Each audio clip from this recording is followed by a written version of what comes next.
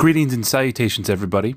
My name is Kirk Nelson, and it is my pleasure to welcome you to this Photo Restoration 101 course. Let me begin by a brief introduction of who I am.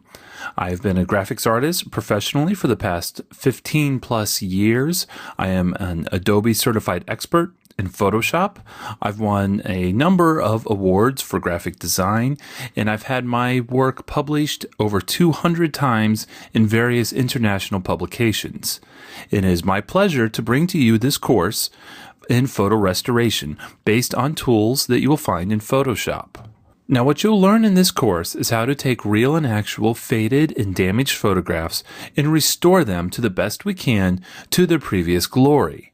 Now, this is done by several different techniques and methods in Photoshop, and I will go through a variety of them. I do expect that your Photoshop knowledge is pretty basic. I expect you to have some working knowledge of the interface and of how things operate within the program. Now, my main goal in this course is to help you learn and grow. I expect that you are most likely an aspiring digital artist or an artist that looks to expand their digital skills. The techniques used in this course are geared towards photo restoration, but they are really photo retouching techniques that are adapted into this purpose. I've broken the content of this course down into 4 sections. The first section is the introduction that contains this lesson that you're watching now, plus one more that goes over a quick overview of the tools and resources that you will need for this course. And then the largest of the content is the second section, which is the Retoucher's Toolbox. In that section, I will review the majority of the tools and techniques that you will need for various photo restoration projects.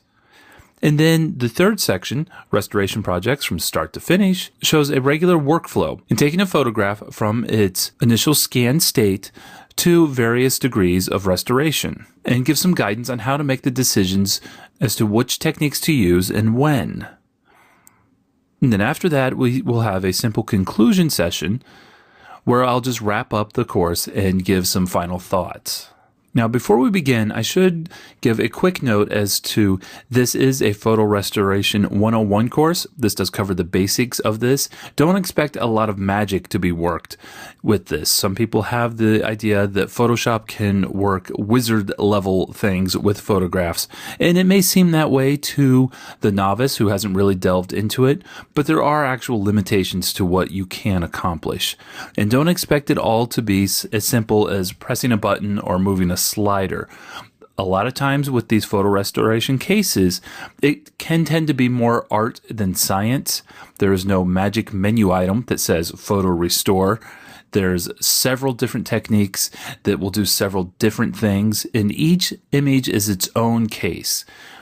The true value of a course like this is learning what those different tools and techniques are, and then helping to figure out the wisdom behind how to use them and when. And ultimately, what you'll need to know in order to become a successful photo restoration artist anyway, is how to read a photo, how to look at it and be able to make a judgment as to what needs to be done and how to best approach it. And really, that is the main part of the learn and grow that I expect to try to guide you on in this course. I really want to see people be able to take the skills that I show here and push them further and to build on them and use them to develop their own abilities as much as they possibly can. And so with that, let's close out this first session and continue on to Lesson 2, where we will talk about tools and resources.